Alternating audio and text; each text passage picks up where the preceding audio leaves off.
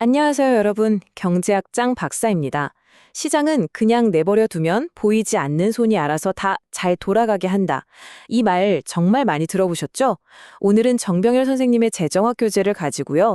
과연 그 말이 항상 맞는지, 그리고 만약 시장이 제 역할을 못할 때 정부는 과연 뭘 해야 하는지 이 복잡한 문제를 한번 속 시원하게 파헤쳐 보겠습니다. 오늘의 주제, 바로 시장 실패와 정부의 역할입니다.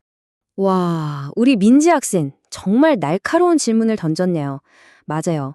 바로 그 보이지 않는 손에 대한 믿음이 어떻게 보면 현대 경제학의 출발점이라고 할 수 있죠. 하지만요, 그 전능해 보이는 보이지 않는 손도 때로는 길을 잃거나 전혀 엉뚱한 곳을 가리킬 때가 있거든요. 오늘 우리 이야기는 바로 그 지점에서 출발합니다. 과연 시장은 언제나 최선일까요? 자, 결론부터 딱 말씀드릴게요. 시장은 완벽하지 않습니다. 보이지 않는 손이 때때로 실수를 해서 우리 사회에 꼭 필요한 자원들을 엉뚱한 곳에 배분해버리는 그런 상황이 발생하죠. 경제학에서는 바로 이런 안타까운 상황을 시장 실패라고 부릅니다. 네, 바로 이겁니다. 시장을 하나의 거대한 저울이라고 한번 생각해 보세요. 보이지 않는 손이 수요와 공급이라는 추의 무게를 정확히 맞춰서 수평을 이뤄줘야 하는데 이 저울이 뭔가 이유 때문에 고장나서 한쪽으로 확 기울어버린 상태. 이게 바로 시장 실패입니다.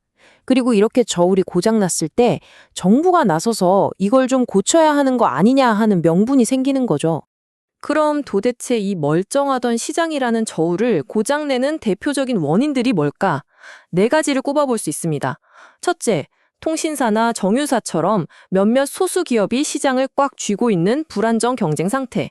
둘째, 공장이 매연을 막 내뿜어서 주변 사람들에게 피해를 주는데 거기에 대한 비용은 전혀 책임지지 않는 외부성 문제. 이것도 심각하죠. 셋째, 국방이나 등대처럼 돈을 안 낸 사람도 막 쓸 수 있으니까 아무도 이걸 만들려고 하지 않는 공공재의 문제. 마지막으로 중고차 판매상만 차의 심각한 결함을 알고 파는 것처럼 한쪽만 정보를 독점하는 정보의 비대칭성. 바로 이 네 가지가 정부가 시장에 개입하게 되는 주된 이유가 됩니다. 와, 준호 학생 지금 정말 핵심을 찌르는 질문을 했어요. 듣고 보니 그렇죠. 시장이 실패했으니까 정부가 슈퍼맨처럼 나타나서 모든 걸 해결해주면 딱 좋을 것 같잖아요. 하지만 세상 일이 그렇게 간단하지만은 않습니다. 이제부터가 진짜 중요한 이야기가 시작됩니다. 시장이 실패하는 것처럼 정부의 개입 역시 항상 성공한다는 보장은 없습니다. 오히려 정부가 나서서 상황을 더 악화시키는 경우도 심심치 않게 발생하는데요. 우리는 이걸 정부 실패라고 부릅니다. 딱 동전의 양면 같지 않으세요? 시장 실패를 바로잡겠다고 좋은 의도로 정부가 개입했는데 결과적으로는 상황을 더 꼬이게 만들어버리는 것. 이것이 바로 정부 실패입니다. 한마디로 정부라고 해서 항상 정답만 내놓는 건 아니라는 뜻이죠. 아니, 그럼 정부는 왜 실패할까요? 첫째, 정부는 신이 아니기 때문입니다. 시장에서 일어나는 그 수많은 거래, 모든 사람들의 속마음을 정부가 어떻게 완벽하게 다 파악하겠어요. 이렇게 불완전한 정보를 가지고 만든 정책은 당연히 의도와는 전혀 다른 결과를 낳기 쉽습니다. 둘째, 사람들은 정부의 생각대로만 움직여주지 않아요. 굉장히 똑똑하게 반응하거든요. 예를 들어 정부가 부동산 투기를 잡겠다고 세금을 확 올리면 사람들은 세금 내야지가 아니라 어떻게 하면 이 세금을 피할 수 있을까 하고 다른 방법을 막 찾아내죠. 이런 예상치 못한 반응들이 정책의 효과를 엉뚱한 방향으로 끌고 가고 때로는 부작용만 낳게 되는 겁니다. 마지막으로 정치 그 자체의 문제입니다. 정책이라는 게 순수한 경제 논리만으로 결정되면 참 좋겠지만 현실은 그렇지 않죠.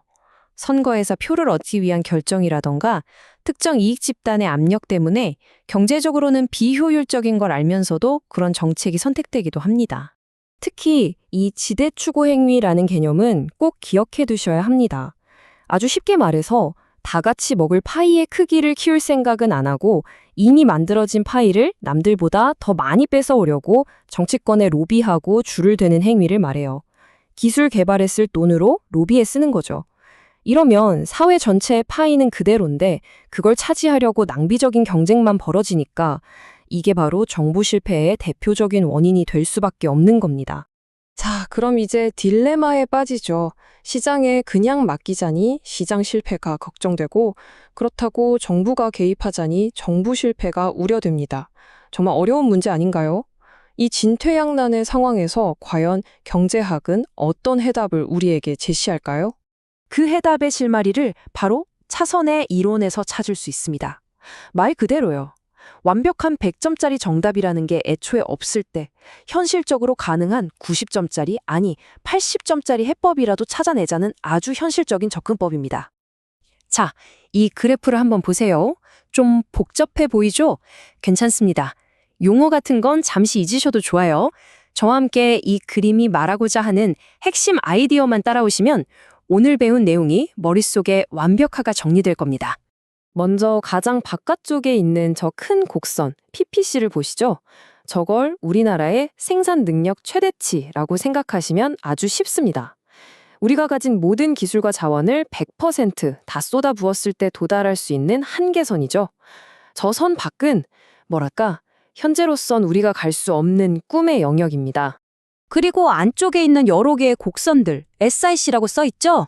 저건 국민 전체의 만족도를 나타내는 등고선이라고 생각하세요. 우리가 등산할 때 더 높은 고도로 올라가려고 하잖아요? 그것처럼 저 곡선도 바깥쪽으로 갈수록 국민 전체가 더 행복하고 만족스러워진다는 뜻입니다. 그럼 우리의 목표는 뭘까요? 당연히 생산 능력 한계선 안에서 가장 높은 만족도 등고선에 오르는 것이겠죠? 이론적으로 가장 완벽하고 이상적인 지점은 바로 저점 2입니다. 우리의 생산 능력 PPC와 사회의 만족도 SIG가 가장 이상적으로 딱 만나는 지점, 말 그대로 최선의 지점이죠. 하지만 현실은 이론처럼 완벽하지가 않죠. 현실에는 아까 우리가 이야기했던 시장 실패나 잘못된 정부 규제 같은 일종의 제약이 존재합니다. 그 제약이 바로 저 직선 AB라고 한번 해보죠. 이 장애물 때문에 우리는 저 완벽한 지점 2를 포함해서 A와 B 사이 구간으로는 아예 갈 수가 없게 된 겁니다. 길이 딱 막혀버린 거죠. 자, 이제 핵심입니다. AB라는 제약이 딱 버티고 있는 이 현실 속에서 우리가 도달할 수 있는 가장 높은 만족도를 주는 지점은 어디일까요?